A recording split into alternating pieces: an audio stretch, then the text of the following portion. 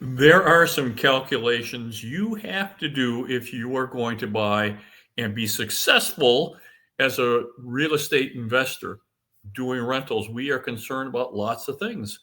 Concerned about costs, vacancy factor, liquidity. What does the future look for? What's the time? What's it look out? We're always looking out 5 years. And we do these calculations every single time we purchase a property. Matter of fact, we do this. This is one of the way we decide whether we're even going to consider buying a property. Is because we're looking for cash flow. That cash flow is determined by your expenses, your rent, and what kind of return we're looking at, which is called the cap rate. Now, we did this last week, and I mentioned liquidity, which is telling us what the future is going to be like, and cap rate. So we're going to talk about liquidity and cap rate and some of the other things as we go along here, but those are the two main drivers on this. Both of those are changing, just changing dramatically. I mean, it's going to be an incredibly volatile market coming at us with lots and lots of risk at it. Now, that's going to breed an unbelievable buying opportunity. We are going to make an absolute fortune while others are just falling and failing. So let me just go to my very first slide and let's just talk about this and let's explain. Now, we're going to talk about liquidity here. Now, this is coming right out of the Federal Reserve electronic data system. Now, people ask me, how do you get liquidity? Well, liquidity basically comes from the Federal Reserve. The Federal Reserve is creating cash. So you go to the banks and they buy reserves, that they'll buy assets from them. You know, oftentimes they're treasuries because that's what they keep a lot of the reserves. So they'll buy a treasury from a bank, give them some money that they just created out of thin air. And if you get a $10,000 bond, they give you $10,000 in capital. And now you've got $10,000 with which to lend. And of course, they're a fractional lending. So they'll probably lend that 5 or 6 or 7 times over. So that $10,000 becomes 60 or 70,000. So you can imagine that. So oftentimes we get a force multiplier because we're fractional banking, and we put all this liquidity in. Now, this is just part of it. This is the other liquid deposits that's coming into the banks, and you can see where it peaked with the rest of the liquidity at the same time in March of 2022. And that's where it was. Now, we could see every week we're getting, except for these little squiggles here, but it kept going. It wasn't announced that they weren't putting money in. And if you looked at this was just, and all the others were just going up and up and up. And of course, if they had $1 million, they had $6 or $7 or $8 million to lend. And it just exploded. This is fuel. So when they're putting liquidity in, it fuels the economy. This is how we got a everything bubble. There was money for absolutely everything. This was an historic increase in debt presided by over by the Treasury. So that would have been Treasury and the Federal Reserve. Janet Yellen did this. This is $9-10 trillion just from those two.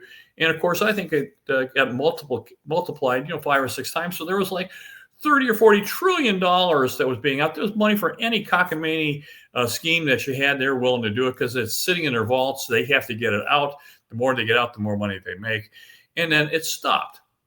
And they started taking money out. This is why I said that you can see that the market is going to slow down.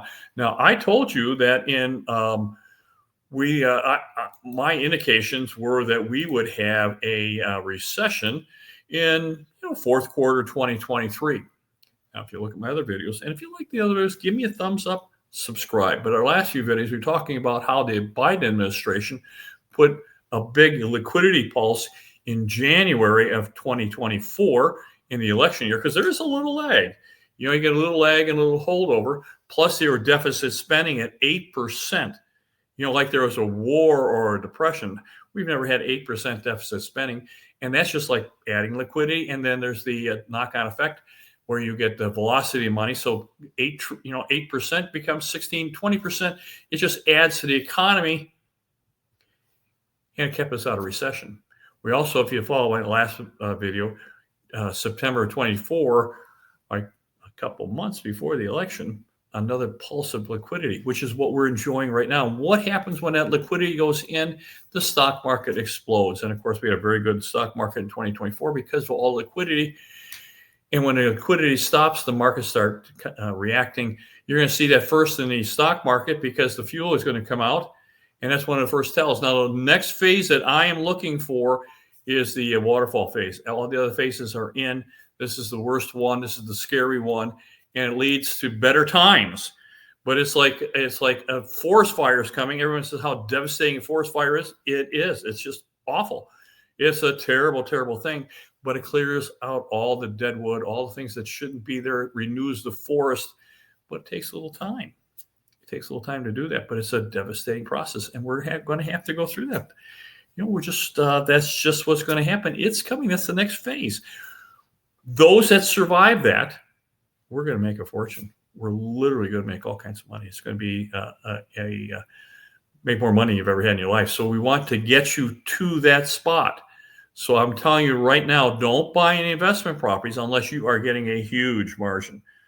And this is my last video. If you watch the last video, we talk about the fact that if they're at 100 and you can buy at 60, you think, oh my gosh, I can buy it, 60% of what it was before, not knowing it's going to go down to 10% of what it was before, or zero or below that. And you're on that negative curve. And that's what takes a lot down. It's a timing issue. So I'm not telling you that we're perfect on this, but we know where the phases are, and we've got another phase going. Let me go to my next slide. Let's just talk about that so we can get through this without spending all day on it. So we're talking about how the economy got better. But look at here, we have record credit card debt, record as in never this high before, and record low savings as never had it this low before. And we are a consumer society. 70% of the business that is done is on consumer goods.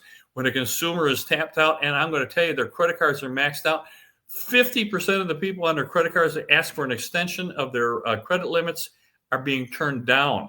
The banks do not want to lend any money. We're hearing 25 to 40% of new car loans are being declined. And that's because of record credit card debt and record low savings. And I'm hearing this, that this is the last set of funds that people have. They're taking money out of IRAs and 401ks.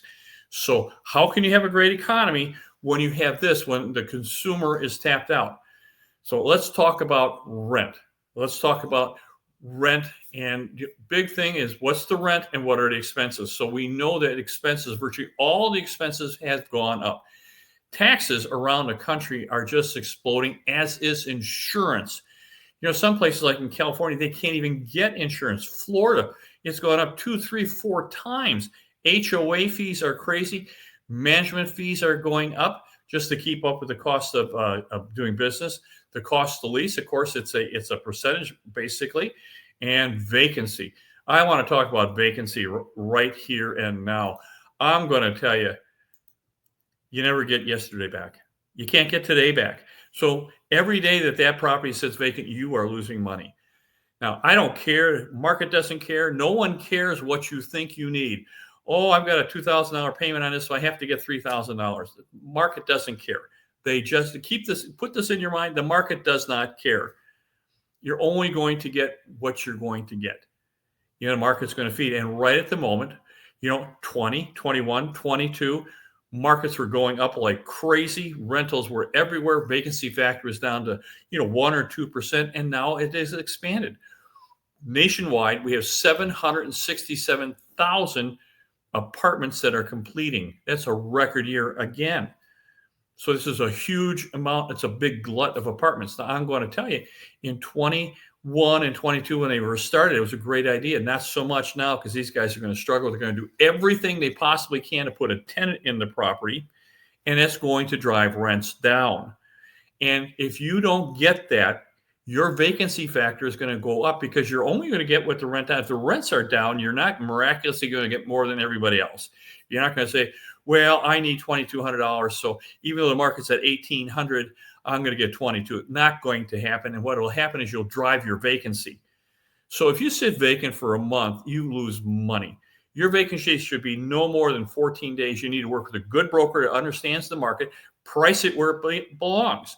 Now, for the last 2 years, now we knew that when tough times are coming, we have instituted a policy of maximizing the tenant, not maximizing the rent. So I just leased one of mine. I'm going to tell you, it showed us $2,000 to $2,200. I leased it at $1,900.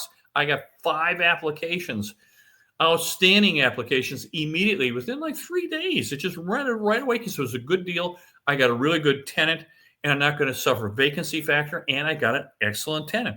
That's what you need to do. Work with your broker. If they don't understand that, they don't understand vacancy, find a different management company. Listen to your brokers. You're welcome to call us. We'll do a consultation with you. But each and every property we buy, we do a cap rate and we do a vacancy study.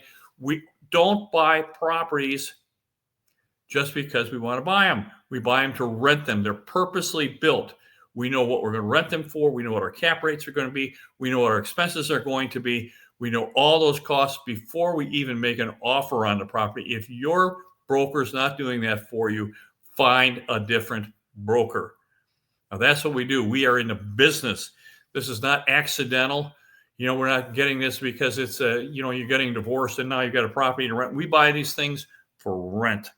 And if that does, and only 1 in 10, maybe 1 in 20 properties are suitable for us, that they fit exactly what we're looking for, because we have parameters. We have buy boxes. We have buy protocols.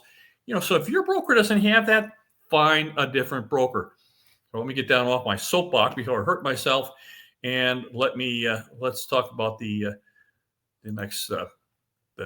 Let me go to this. Now, cap rate. Now, we talked about the fact that cash flow, or funds available for debt service, cash flow mostly. So cash flow and funds available are basically the same thing. This one you give to the bank, and this one you get to keep.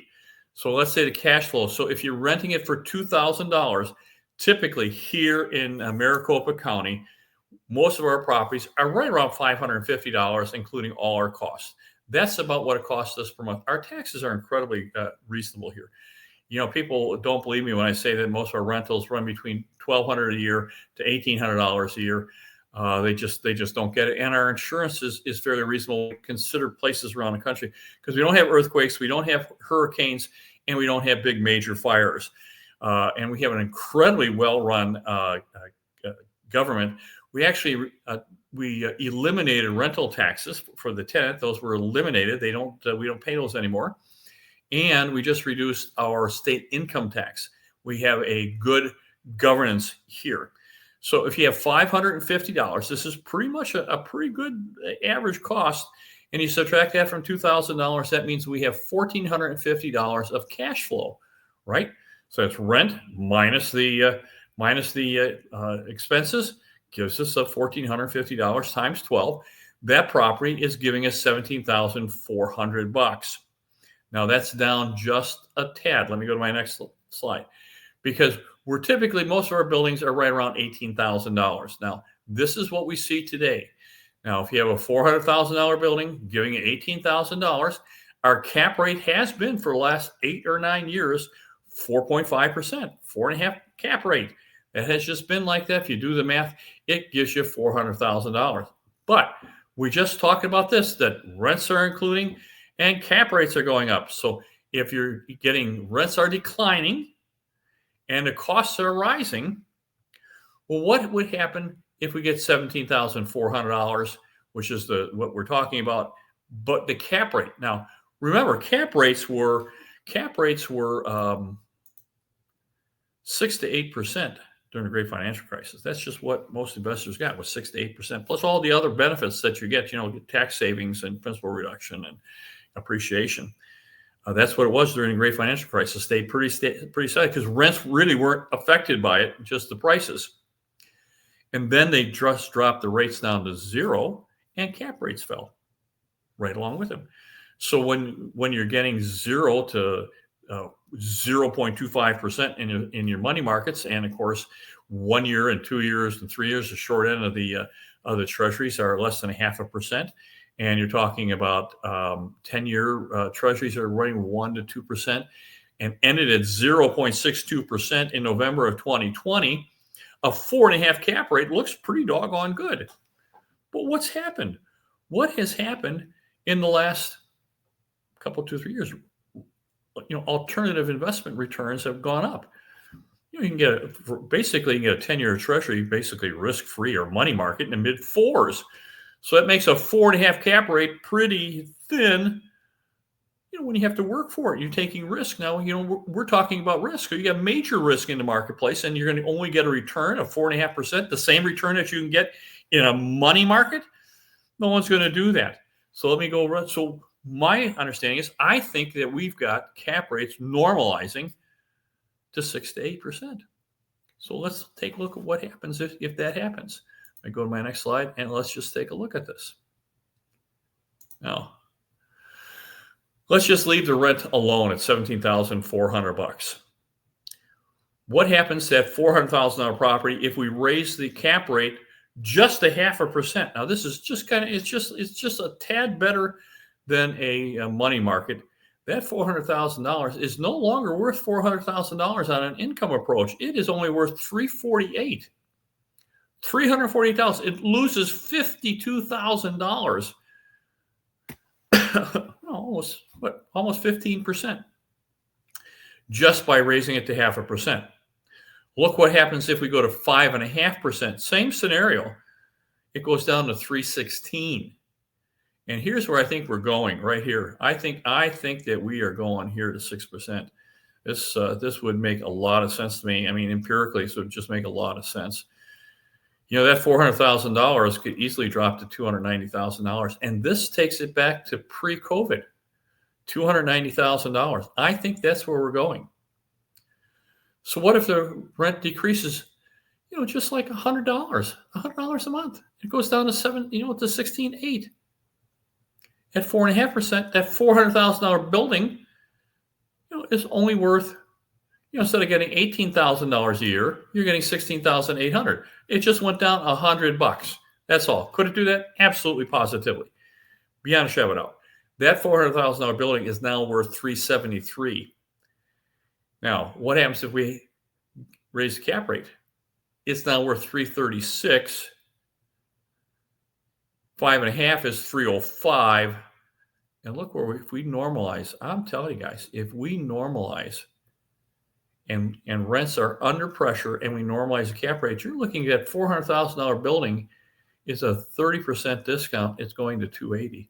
It's just definitely, it's going to go beyond where it's going to go beyond 2019, 2020 here in Phoenix.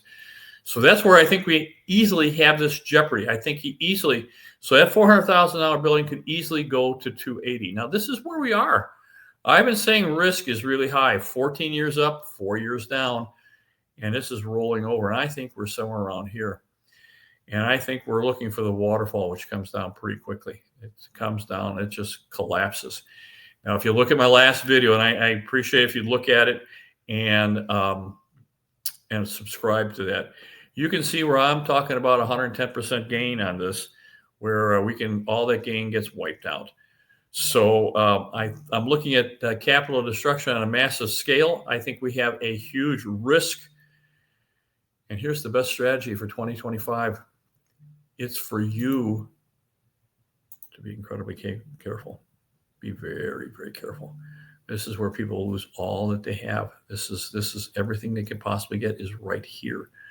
So even if you miss an opportunity, we are going to know in the next 2, 3, 4 quarters. So take a year off, start saving money, protect your jobs, protect your income sources, start getting out of debt, start paying off all these things that you possibly can, save as much as you possibly can, be frugal, don't take any risk, and let's see what's going to happen, because we've got some buy points that generational wealth is going to be made. Let me go to my next slide and let's just finish this up and we can talk about that. So this is where I'm at. If you'd like to reach me, you can call me here. This is the time for you to start thinking of when you are going to need some consultation. Maybe start thinking and making some plans for yourself, because we don't just fall into this and all of a sudden make a lot of money. That just doesn't happen. So call me. This is my corporate, West Jersey holds my license. They're a $6 billion firm. They're a pretty big organization. So call me here. This is the corporate number. They'll find me. You know where I'm at. My very, very best to you guys. Bye-bye now.